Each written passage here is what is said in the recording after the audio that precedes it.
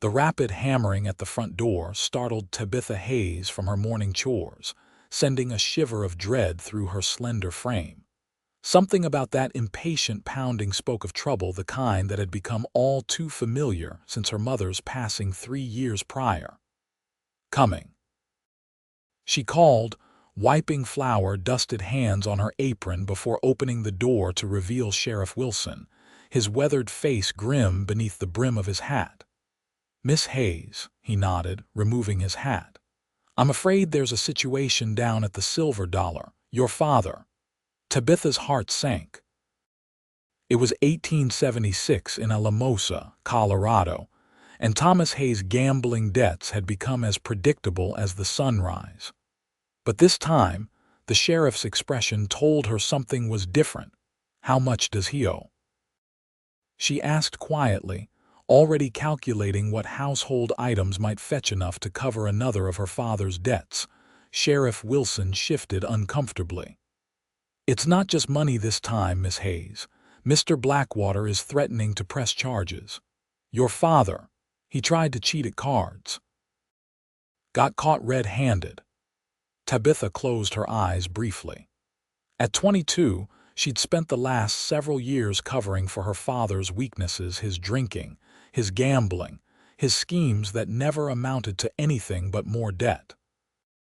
Since her mother died of consumption, Thomas Hayes had spiraled further into his vices, leaving Tabitha to maintain what little respectability their family name still carried in Alamosa. "I'll come with you," she said, untying her apron and reaching for her shawl. The walk to the Silver Dollar Saloon felt like a march to the gallows. The midday sun beat down on Alamosa's main street, dust swirling around their boots as they passed the general store, the blacksmith, and the small church where Tabitha taught Sunday school. Respectable women didn't enter saloons, but this wasn't the first time necessity had forced Tabitha to break such rules. The smoky interior of the Silver Dollar was sparsely populated this early in the day. A few dedicated drinkers hunched over glasses at the bar, while at a back table sat her father, looking small and defeated across from a man Tabitha had never seen before. Thomas Hayes barely looked up as his daughter approached, shame evident in the slump of his shoulders. It was the stranger who rose to his feet, tall, broad-shouldered, with sun-bronzed skin that spoke of long days in the saddle. His eyes, a startling shade of blue against his tanned face, assessed her coolly.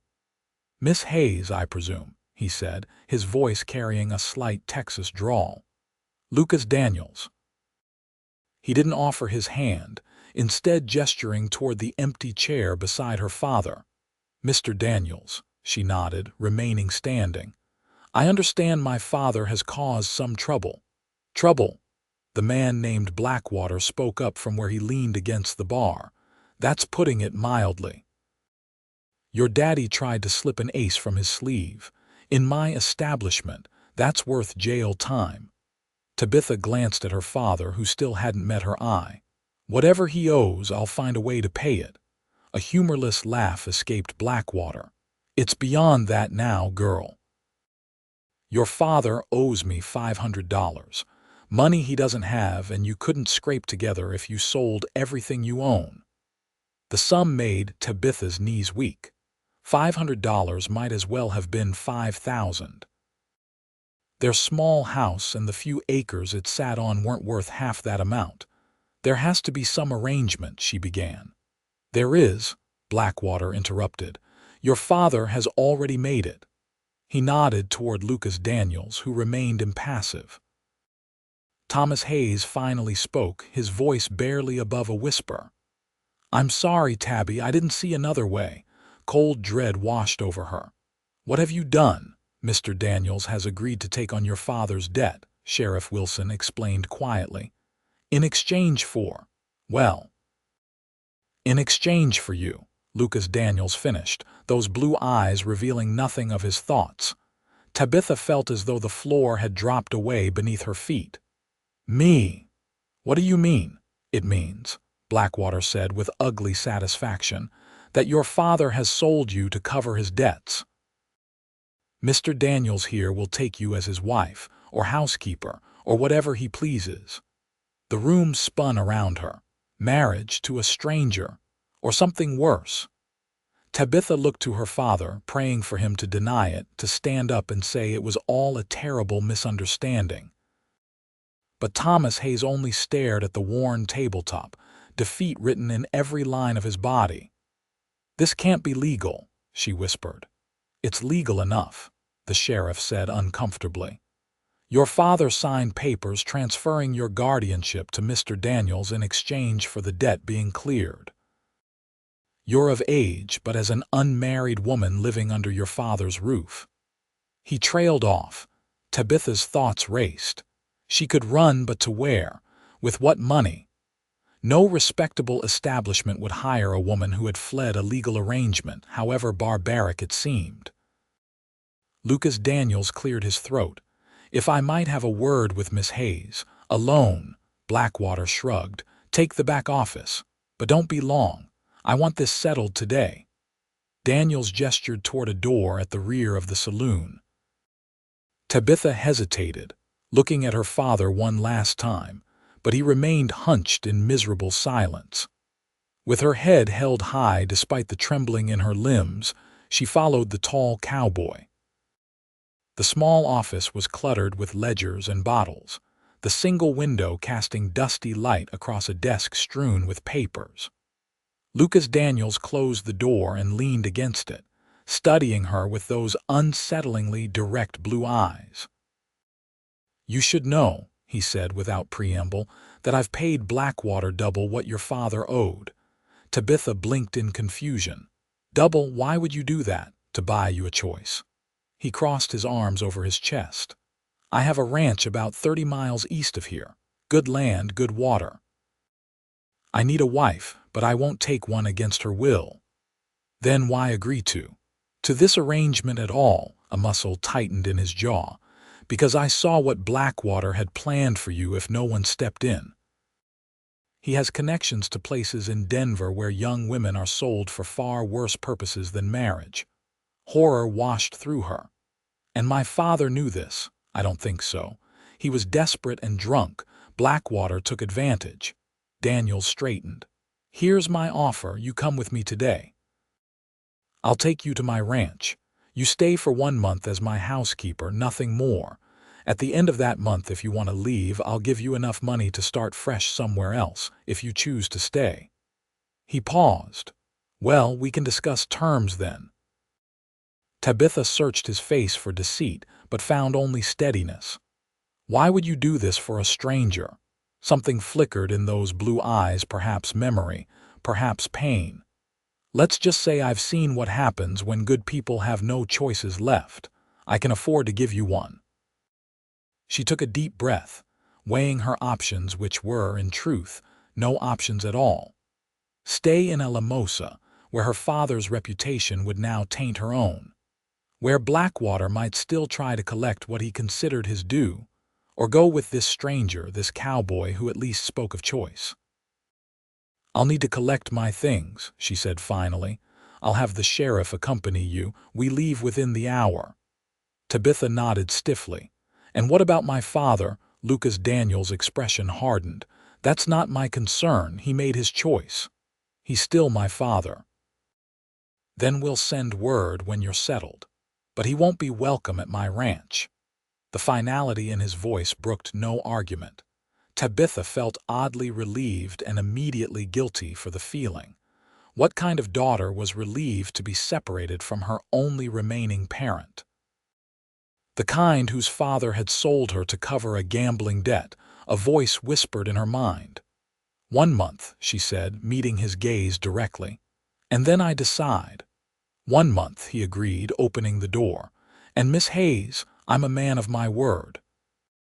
Tabitha hoped desperately that was true, as she followed him back into the saloon where her father still sat, head bowed in shame, unable to watch as his daughter's future was bartered away by his own hand. The ride to collect her belongings was silent and tense.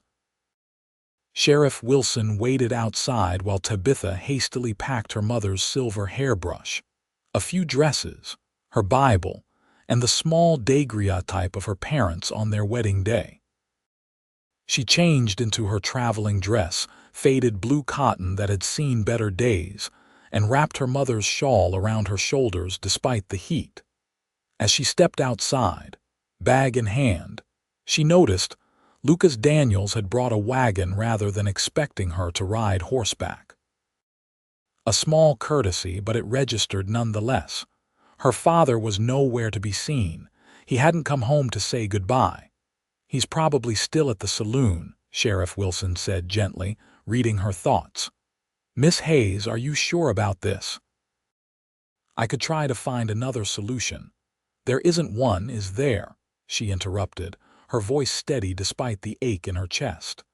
"We both know my father's reputation in town. No bank would lend to us, and $500. She shook her head. "Mr. Daniels has offered me a month to decide my own future. That's more than my father managed to secure." Wilson nodded grimly. "Daniels has a good reputation. Keeps to himself mostly, but he's fair in his dealings. Built that ranch up from nothing over the past 5 years." This information, meager as it was, provided some comfort as Tabitha climbed into the wagon beside the tall cowboy. She didn't look back as they pulled away from the small house that had been her home for all 22 years of her life. Looking back would only make leaving harder. They traveled in silence as a limosa disappeared behind them. The late afternoon sun cast long shadows across the trail as they headed east, the mountains looming purple and grand to the west. "My ranch is called Silverwater," Lucas Daniels said finally, breaking the silence. "It's nothing fancy, but the house is solid. You'll have your own room." Tabitha nodded, keeping her eyes on the horizon. "How large is it?" "Your ranch?" "About 800 acres. Good grazing land. I run a few hundred head of cattle and some horses. Got a foreman, Wade, and 3 hands who live in the bunkhouse." He glanced at her. "The house has been lacking a woman's touch since I built it." "I'm not much of a housekeeper," she admitted. "I can cook simple meals and keep things tidy, but my mother died before she could teach me all she knew." Something softened in Lucas's expression. "My mother passed when I was young too, 14. "I was 19, Tabitha offered.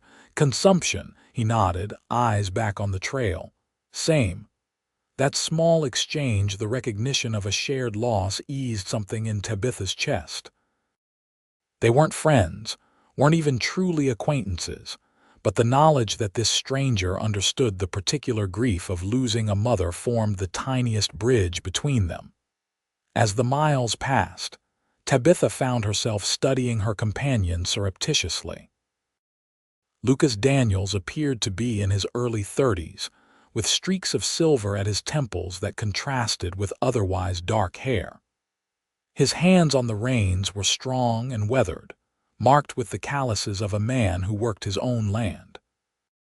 He wasn't handsome in the conventional sense. His nose had been broken at some point, and a thin scar traced the line of his jaw, but there was a steadiness to him that compelled attention. "Why aren't you already married?" The question slipped out before she could reconsider. Lucas looked surprised, then thoughtful. "Was for a spell. She died in childbirth along with our son, 6 years ago now." "I'm sorry," Tabitha said softly. "That's a terrible loss." He nodded once, his jaw tight. "Yes, the sun was setting by the time they stopped to make camp." Lucas efficiently set about building a small fire while Tabitha stretched her legs, stiff from the long ride. "We'll reach Silverwater by mid-morning tomorrow," he said, arranging blankets on opposite sides of the fire. "I'd have pushed through the night, but the trail gets treacherous in the dark." Tabitha appreciated his matter-of-fact tone. No apologies, no awkward assurances, just practical information. She sat on the blanket he'd laid out for her, accepting the jerky and hardtack he offered. "Why did you pay double?" she asked after they had eaten in companionable silence. You could have just paid my father's debt. Lucas poked at the fire, sending sparks spiraling upward. Blackwater's a snake. If I'd just paid the debt, he'd have found another way to get what he wanted. By paying double, I made it clear I wasn't to be trifled with. He looked up, meeting her gaze across the flames. And I wanted to give you that choice. No person should be forced into a life they don't want. Tabitha nodded, turning his words over in her mind. I appreciate that, though I'm not sure what choice I really have. Even if I leave after a month, where would I go? What would I do? Denver, Santa Fe, even San Francisco if you want to go that far. A smart woman with some money behind her can find her way. He tossed a small stick into the fire. Or you could stay, build something at Silverwater. The suggestion hung in the air between them, laden with unspoken implications. Tabitha pulled her shawl tighter around her shoulders. We'll see, was all she said, unwilling to make promises or plans when everything in her life had been upended in a single day. Lucas nodded, respecting her reticence. Get some sleep. We have an early start. Tabitha lay down, using her bag as a pillow, but sleep was elusive. She stared up at the vast Colorado sky, stars scattered like diamond dust across the darkness. For the first time in her life, she was truly on her own. The thought was both terrifying and strangely exhilarating. Across the fire, Lucas Daniels slept with his hat pulled low over his eyes, his breathing deep and even. A stranger who had bought her freedom, or perhaps just a different kind of captivity. Only time would tell which. Morning came with the sound of birds and the smell of coffee. Tabitha sat up to find Lucas already awake, tending the small fire where a pot of coffee brewed. He nodded at her, then returned to his task without speaking. Tabitha appreciated the chance to compose herself before conversation became necessary. She smoothed her hair as best she could and splashed water from the canteen on her face, trying to feel human again after a night spent on hard ground. Coffee, Lucas offered, holding out a tin cup. Thank you. She accepted it gratefully, the bitter warmth a welcome comfort. They ate a simple breakfast of more hardtack and dried fruit, then packed up camp with efficient movements. Within 20 minutes, they were back on the trail, the rising sun warming their backs as they headed east. The landscape gradually changed as they traveled, the terrain becoming more rolling, dotted with stands of ponderosa pine and aspen. Small creeks cut through meadows bursting with summer wildflowers. It was beautiful country, more beautiful than the immediate surroundings of Alamosa. There, Lucas said around mid-morning, pointing to a cluster of buildings nestled in a valley below them. Silverwater. Tabitha leaned forward, taking in her first glimpse of what might become her home. The ranch house was larger than she expected, a sturdy two-story structure built of logs and stone. A barn, corral, and what appeared to be a bunkhouse completed the main compound. Scattered across the surrounding meadows, cattle grazed contentedly, and in a separate pasture, horses ran free. It's lovely, she said honestly. A hint of pride crossed Lucas's face. Built most of it myself. The main house took nearly 2 years. As they approached, a man emerged from the barn, tall and lean with graying hair. He raised a hand in greeting, his expression curious as he noted Tabitha in the wagon. That's Wade, Lucas explained. My foreman. Been with me since I started this place. They pulled up in front of the house, and Lucas set the brake before jumping down and coming around to offer Tabitha his hand. She hesitated only briefly before accepting it, aware of Wade watching with undisguised interest. Boss, Wade nodded as they approached. Didn't expect you back so soon. Or with company. Wade, this is Miss Tabitha Hayes. She'll be staying with us for a while. Lucas's tone discouraged questions. Miss Hayes, Wade Mitchell, best foreman in Colorado Territory. Wade removed his hat, revealing a deeply lined face weathered by years in the sun. "Madam, welcome to Silverwater." "Thank you, Mr. Mitchell." An awkward silence fell until Lucas cleared his throat. "Wade, would you see to the wagon? I'll show Miss Hayes the house." As Wade led the horses away, Lucas guided Tabitha toward the main house. Up close, the craftsmanship was even more impressive. The logs fitted together with precision, the stone foundations solid and true. "It's not what you're used to," Lucas said as he opened the door, "but it's comfortable enough." Tabitha stepped inside and was immediately struck by the spaciousness of the main room. A large fireplace dominated one wall, with a well-worn sofa and several chairs arranged before it. A dining table occupied one corner, while a desk covered in papers stood in another. The furnishings were simple but sturdy, clearly chosen for function rather than fashion. "The kitchen's through there," Lucas pointed to a doorway. "Pantry's well stocked. I was in a limosa for supplies, among other things." He led her to a staircase. "Bedrooms are upstairs. 4 of them, though only mine's in regular use." Upstairs, he showed her to a room at the front of the house. It was simply furnished with a bed, dresser, washstand, and a small writing desk beneath the window. The view looked out over the front yard and the distant mountains. "This will be your room," Lucas said, setting her bag on the bed. "Mine's at the other end of the hall. The door between us isn't used. It was meant to be a nursery." Something flickered across his face. "You'll have your privacy." Tabitha nodded, touched by the consideration. "Thank you." Lucas moved to the door. "I'll let you get settled. Come down when you're ready and I'll show you the rest of the place." Left alone, Tabitha sat on the edge of the bed, trying to process the whirlwind of changes. Yesterday morning, she had been in her familiar home in a limosa, worrying about ordinary things like low flour supplies and a tear in her work dress. Now she was in a stranger's house, 30 miles from everything she'd ever known, with her future entirely uncertain.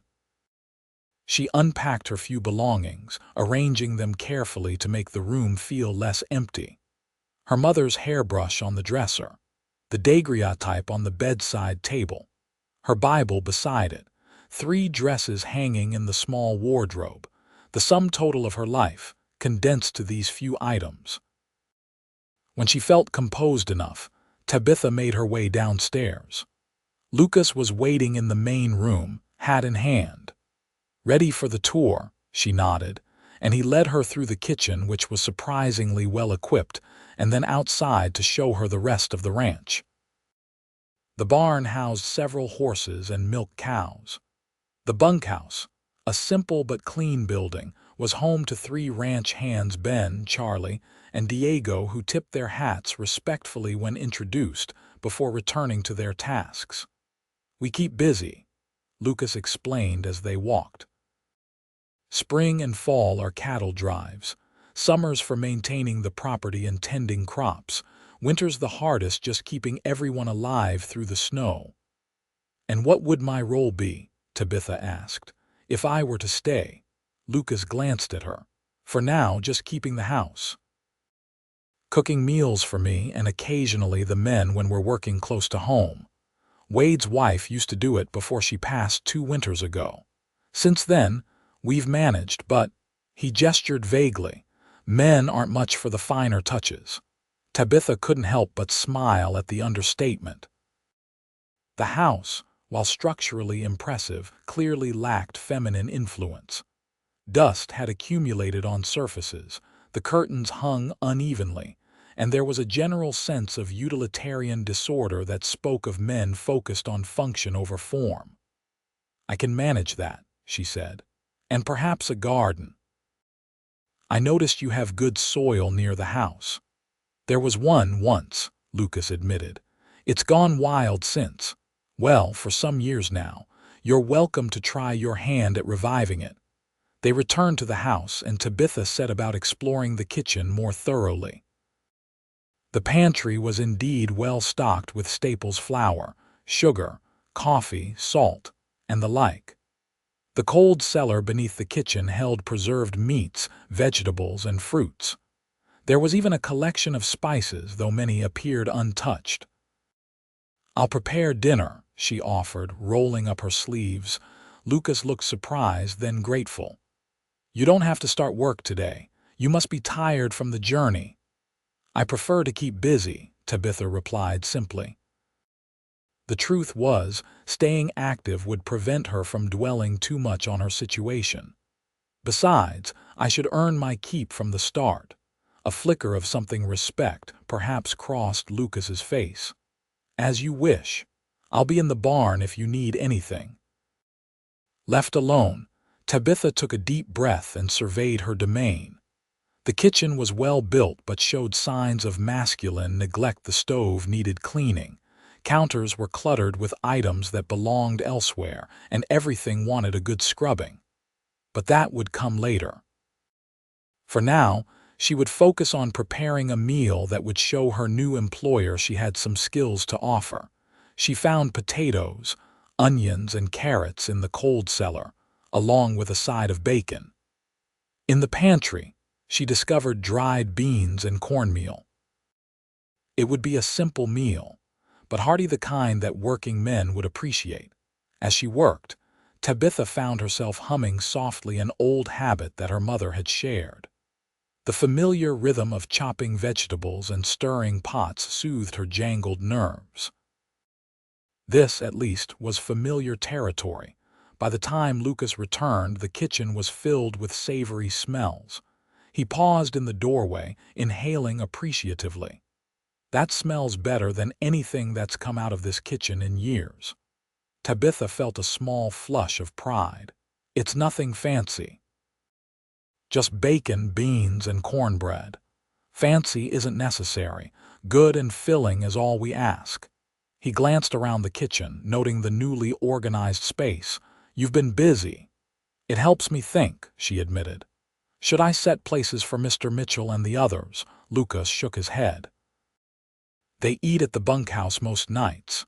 Wade's a decent cook. Just us tonight." There was an awkward moment as they realized this would be their first meal alone together, almost like a married couple, though they were anything but. Tabitha busied herself with setting the table while Lucas washed up at the pump outside. Dinner conversation was stilted at first, with carefully neutral topics: the quality of the grazing land, the health of the cattle, the prospects for rain. Gradually, though, they found more comfortable ground discussing books they'd read. Both admired Twain and sharing observations about Alamosa's residents. "Sheriff Wilson seems a decent sort," Lucas commented, helping himself to more cornbread. "He is. He's been kind to me since my mother passed. Checks in from time to time." Tabitha hesitated. "I'm surprised he allowed. What happened yesterday?" Lucas's expression darkened. "He didn't have much choice. Your father's deal with Blackwater was done before the sheriff knew about it. And in these parts, a father still has considerable say over an unmarried daughter living under his roof, regardless of her age." He met her gaze directly. "But I want to be clear, that paper your father signed means nothing to me. As far as I'm concerned, you're a free woman working for room and board until you decide otherwise." Tabitha felt a weight lift from her shoulders at his words. "Thank you for that." After dinner, Lucas insisted on helping with the dishes, a gesture that surprised her. They worked in companionable silence, Tabitha washing while Lucas dried and put things away. "I have some business to attend to," he said when they finished. "Account books. Feel free to retire whenever you wish. It's been a long day." Tabitha nodded gratefully. The emotional strain of the past 24 hours had caught up with her, leaving her bone weary. "Good night, Mr. Daniels." "Lucas," he corrected gently. "If we're to live under the same roof, even temporarily, I think we can dispense with formalities." "Lucas," she repeated, testing the name. "Then I'm Tabitha, or Tabby to those who know me well." A ghost of a smile touched his lips. "Tabitha, then, until you decide I know you well enough for more."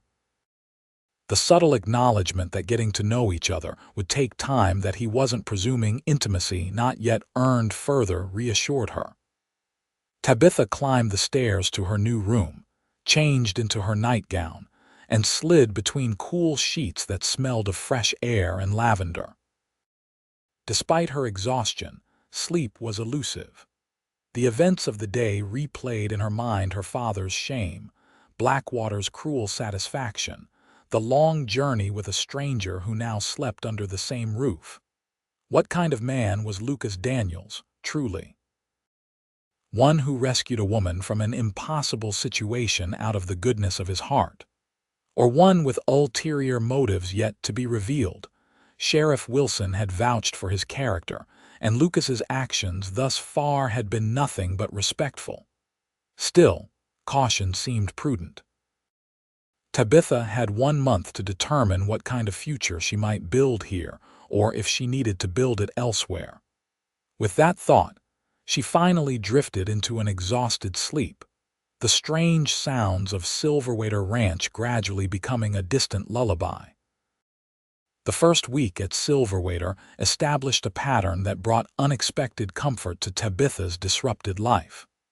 She rose early each morning, prepared breakfast for Lucas, and occasionally weighed when he joined them, then spent her days bringing order to the long-neglected house.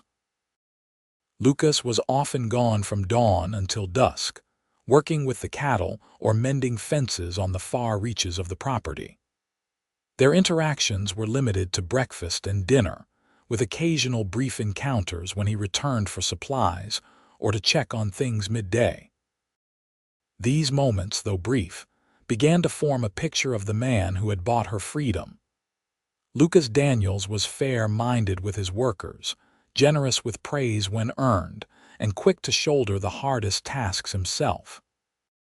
He treated Tabitha with unfailing courtesy, but maintained a careful distance that she both appreciated and, increasingly, found herself curious about.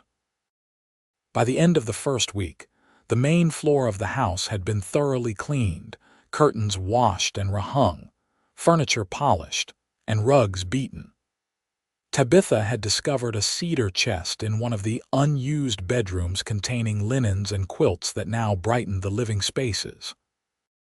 She'd also begun clearing the overgrown garden patch, envisioning late summer vegetables if she worked quickly.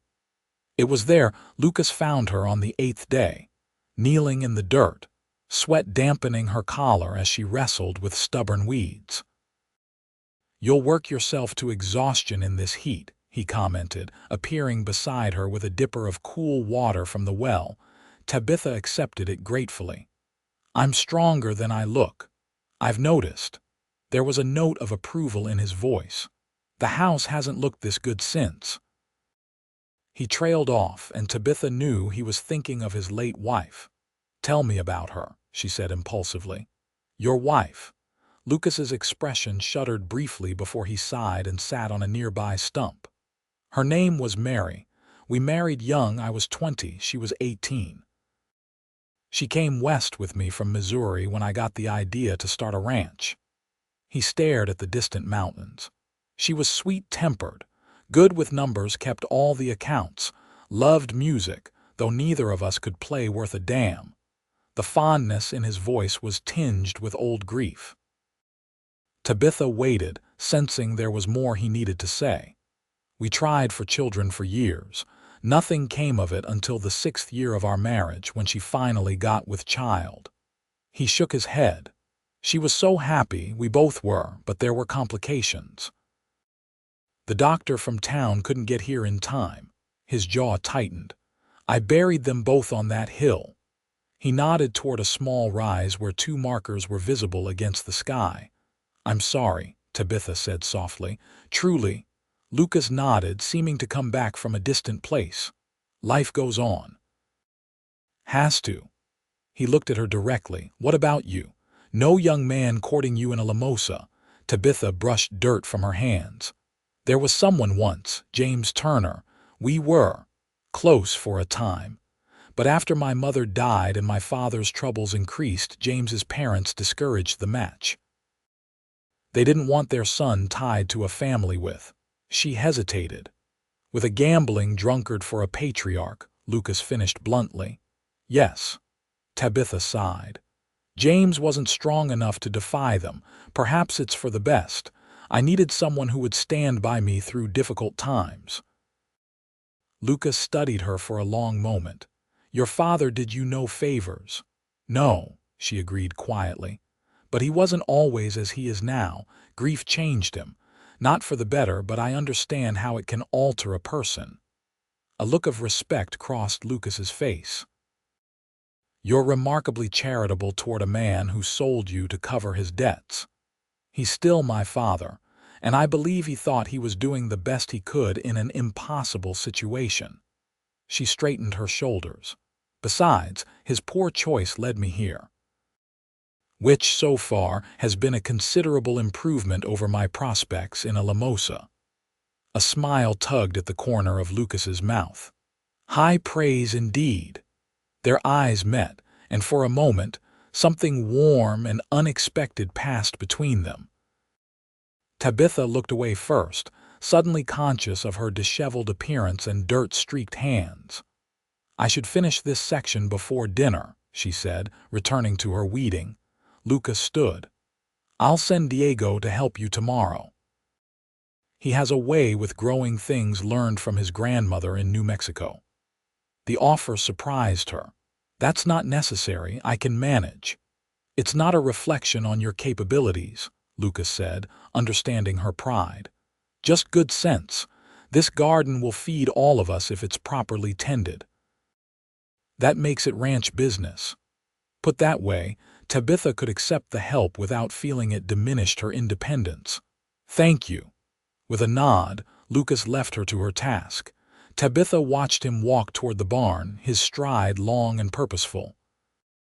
For a man who had experienced such loss, he carried himself with remarkable strength. She found herself wondering what it might be like to be truly partnered with such a man, not as an employee or a purchased bride, but as a wife chosen and cherished. The thought startled her. It was far too soon for such considerations.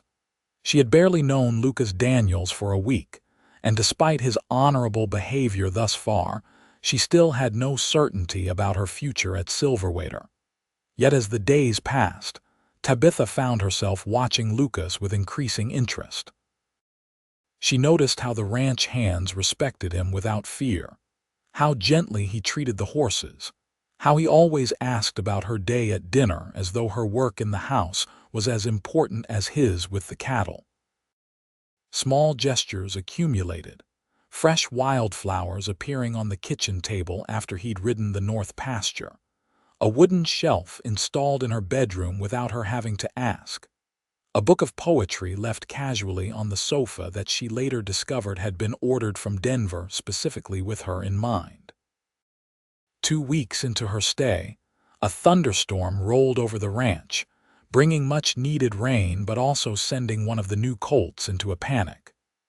Tabitha watched from the porch as Lucas and Wade worked to calm the frightened animal, Lucas's voice a steady, soothing counterpoint to the thunder. When he finally emerged from the barn, soaked to the skin but triumphant, Tabitha met him with a towel and hot coffee.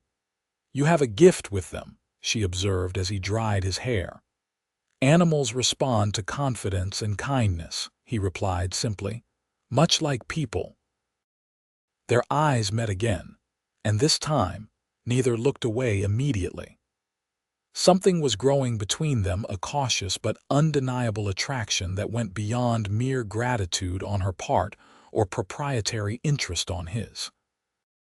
That night, Tabitha lay awake listening to the rain on the roof, contemplating how quickly her feelings were evolving. Was it simply the circumstances, her rescue from a terrible situation, her gratitude toward the man who had saved her? Or was there something more substantial forming between them? The third week brought an unexpected visitor. Tabitha was hanging laundry when she heard riders approaching. Lucas, who had been mending a saddle nearby, stood with his hand moving instinctively to the revolver at his hip, a reminder that the West could still be a dangerous place, despite the increasing civilization. The riders turned out to be Sheriff Wilson and another man Tabitha didn't recognize. Lucas relaxed visibly at the sight of the sheriff but remained watchful. "Daniels," Wilson called as they dismounted. "Got some news you should hear." Lucas nodded toward the house. "Come inside, then." Tabitha followed, curious about what would bring the sheriff all the way from Alamosa. In the main room, introductions were made. The second man was a U.S. Marshal named Jenkins before Wilson got to the point. "Blackwater's dead," he said without preamble. "Shot in a dispute 3 nights ago." Lucas's expression remained neutral. "Can't say I'm sorry to hear it." "What's this got to do with us?" "The man who shot him was Thomas Hayes," Wilson said, his eyes moving to Tabitha. The blood drained from Tabitha's face. "My father, is he?" "He's alive," Wilson assured her quickly. "In custody, but alive. The shooting was witnessed by half the saloon. Blackwater was cheating him at cards again, and when your father called him on it, Blackwater admitted what he'd really planned for you if Daniels hadn't stepped in." "Which was?" Lucas asked, his voice dangerously quiet. Marshal Jenkins spoke up.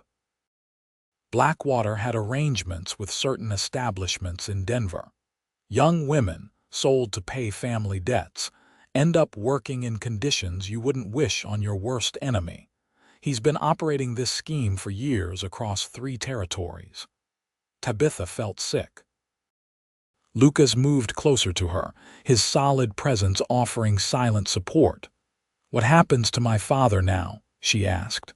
"That's why we're here," Wilson said. "The territorial judge has reviewed the case. Given Blackwater's admission and his history, which we've now uncovered, the judge is inclined toward leniency. Your father will likely serve a year for manslaughter, then be released." "And the other matter?" Lucas asked. "The paper Hayes signed transferring guardianship." "Null and void," Jenkins confirmed. "Blackwater's entire operation was illegal. Any contracts or agreements made under his auspices have been invalidated by the court." The implications washed over Tabitha. She was truly free, no obligation to Lucas, no legal ties binding her to Silverwater. She could leave today if she wished. Lucas seemed to reach the same conclusion. "Miss Hayes is welcome to remain at Silverwater for as long as she desires," he said formally. "Or I can arrange transportation back to Alamosa today if she prefers." All eyes turned to Tabitha. The choice was finally, truly hers. "I'd like to stay," she said quietly. "At least for now. I have a garden coming along." Relief flickered across Lucas's face before he nodded. "As you wish." After refreshments and further discussion of Blackwater's operation, which had apparently extended across Colorado, Wyoming, and New Mexico territories, the lawmen departed, promising to keep them informed about Thomas Hayes's case. Left alone, Tabitha and Lucas stood in awkward silence, the new dynamics of their situation hanging between them. "Nothing has changed for me," Lucas finally said. "You're still welcome here for as long as you choose to stay. The original agreement stands work for room and board with funds provided should you decide to leave at the month's end." Tabitha studied him. "But something has changed. I'm not here because of my father's debt anymore. I'm here because I choose to be." "Yes."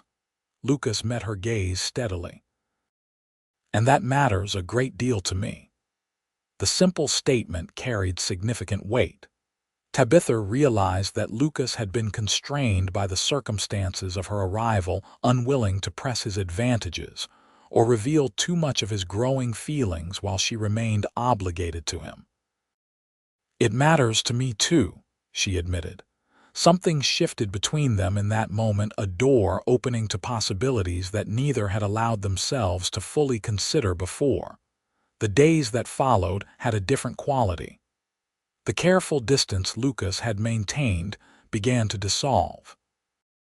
Conversations over meals grew longer and more personal.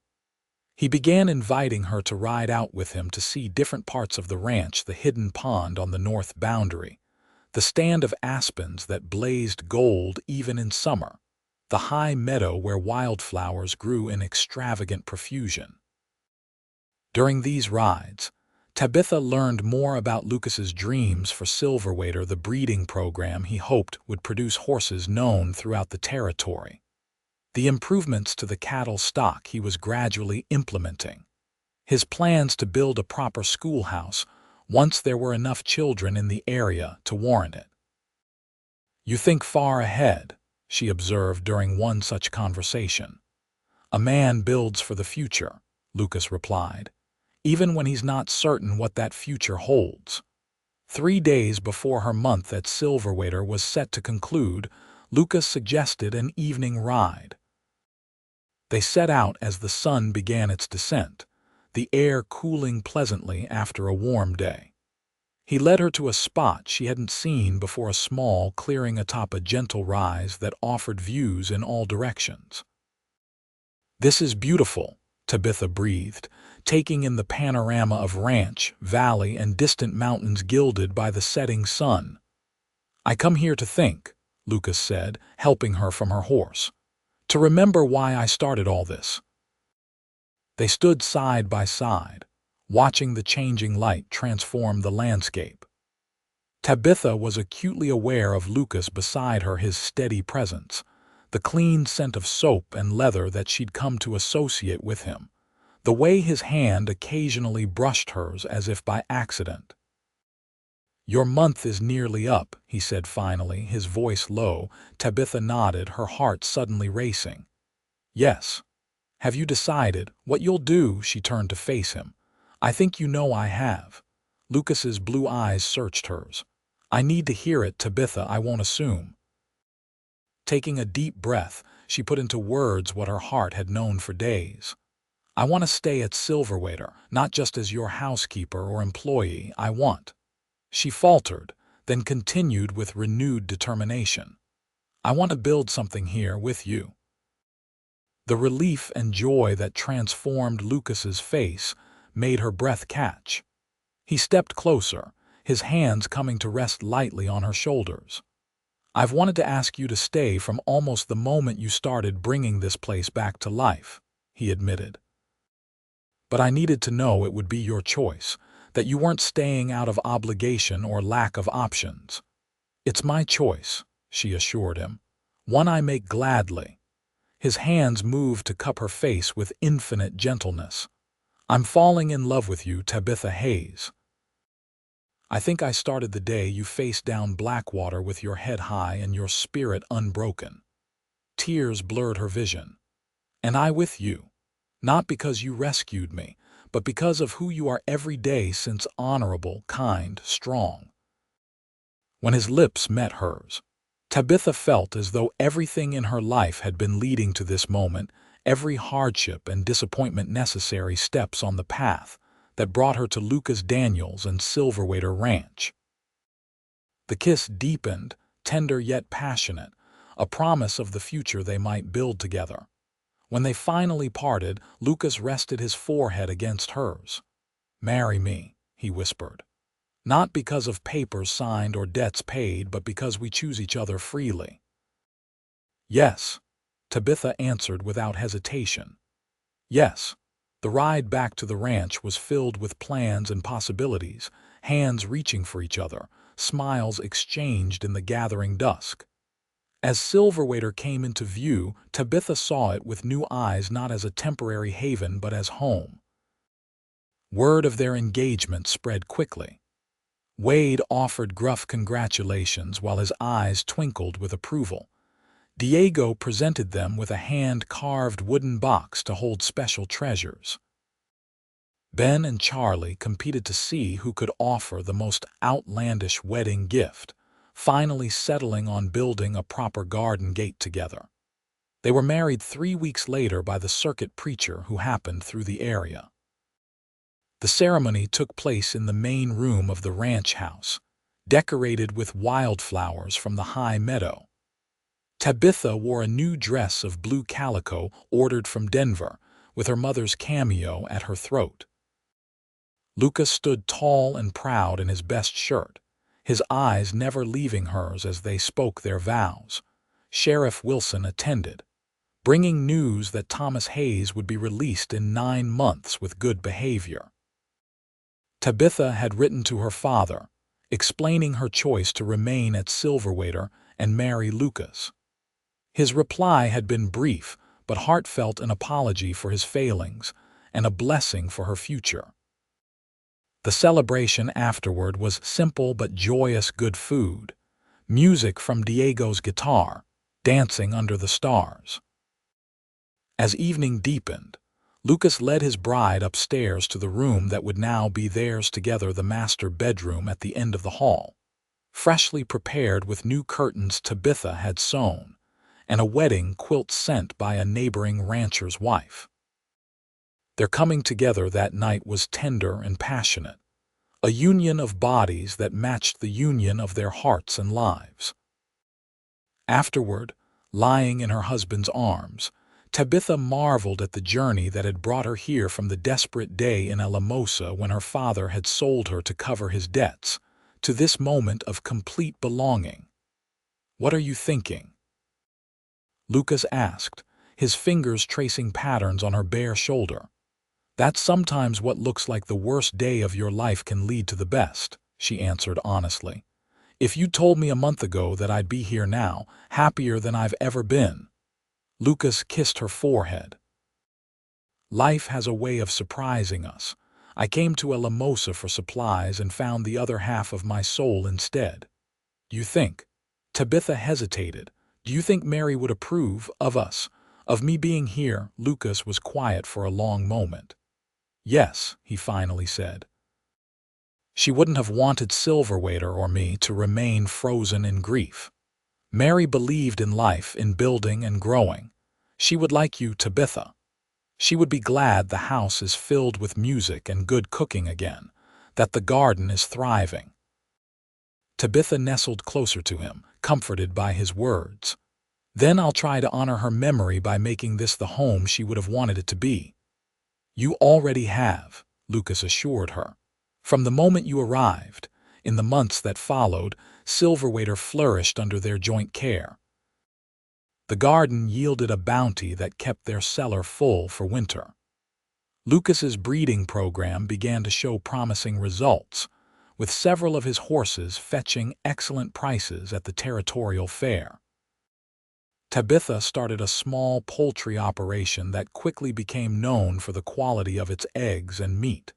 Thomas Hayes was released from prison the following spring. After some hesitation, Tabitha invited him to visit Silverwater. The reunion was awkward at first, Lucas understandably reserved, Thomas clearly ashamed of their last encounter. But gradually, as Thomas demonstrated his commitment to sobriety and his genuine remorse, relationships began to heal. "He's trying," Tabitha told Lucas one night after her father had retired to the guest room. "That's all we can ask." Lucas nodded thoughtfully. "People can change, not all but some." He placed a hand on her still flat stomach. "And some things change us whether we're ready or not." Tabitha covered his hand with hers, smiling at the secret they'd only just confirmed. "Are you happy about it?" "Terrified," he admitted. "But yes, happier than I can say." His eyes held shadows of old grief. "I'll send for the doctor in Denver this time. No chances." "No chances," she agreed, knowing his fears for her safety were rooted in painful experience. When Thomas Hayes learned he would be a grandfather, something shifted in him. He asked to stay on at Silverwater to help prepare for the baby's arrival. To everyone's surprise, he proved skilled at carpentry, crafting a beautiful cradle from pine harvested on the property. "I was a furniture maker before your mother died," he explained to Tabitha when she admired his work. "Before I let grief and whiskey take everything that mattered."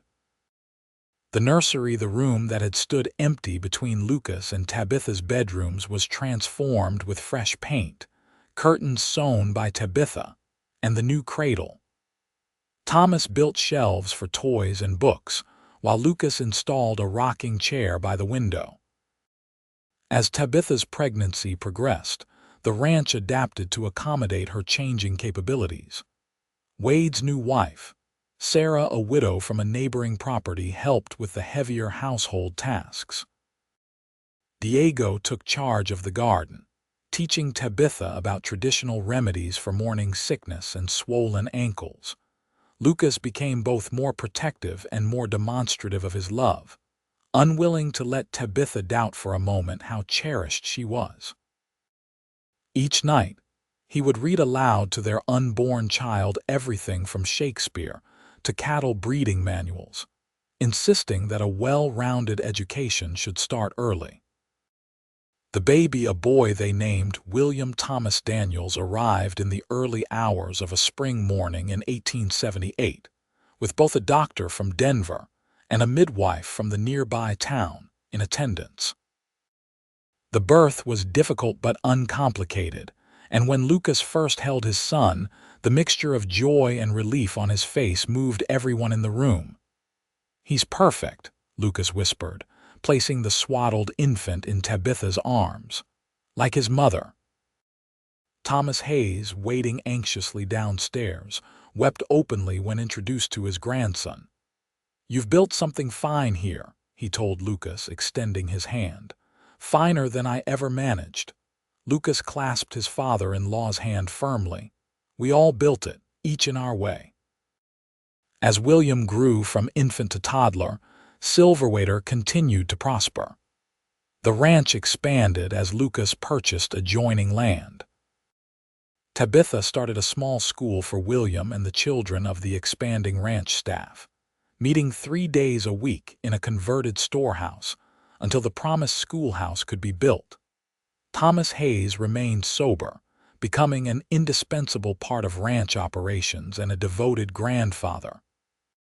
He eventually moved into a small cabin built for him near the main house, close enough for daily involvement, but granting the young family their privacy. 2 years after William's birth, Tabitha delivered twin girls Elizabeth Mary and Sarah Rose, completing their family in a way that felt both miraculous and right.